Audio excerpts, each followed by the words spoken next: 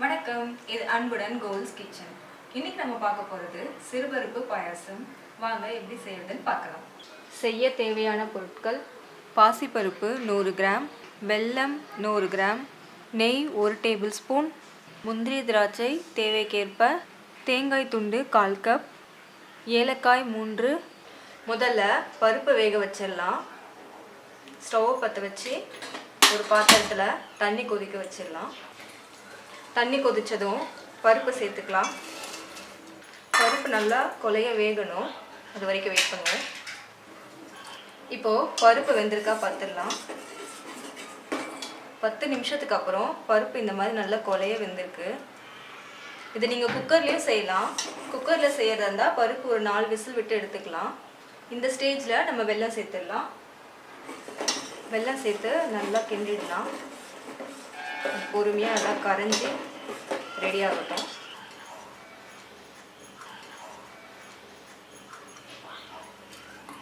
இப்போது வெல்லம் நல்லா கரைஞ்சி இந்த மாதிரி ரெடியாக இருக்கு.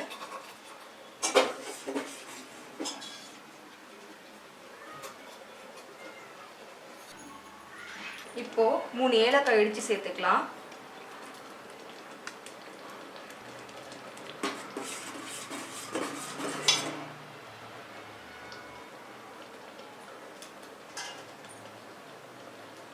இப்போ ஒரு கடாய் சூடு பண்ணி நெய் ஊற்றிக்கலாம்.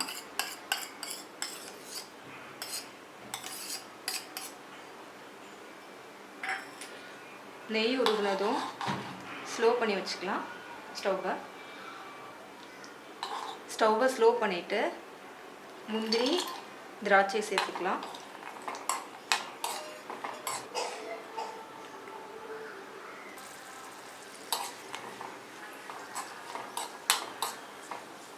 முந்திரி நல்லா பொன்னிறமாகணும்.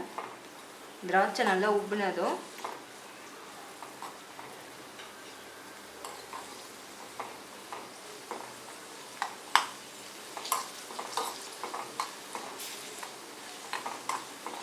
இப்போது தேங்காய் துண்டை போட்டுக்கலாம்.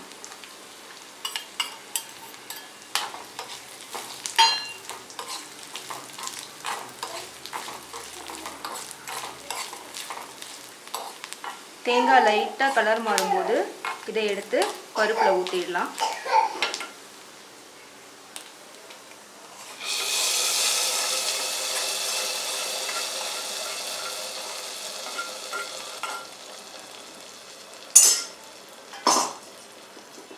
பருப்பில் ஊற்றிட்டு நல்லா கிளறி விட்டுடலாம். தேங்காய் துண்டு கடிப்படுறது பிடிக்கலன்னா நீங்கள் தேங்காவை துருவி இதில் சேர்த்துக்கலாம் டைரெக்டாக.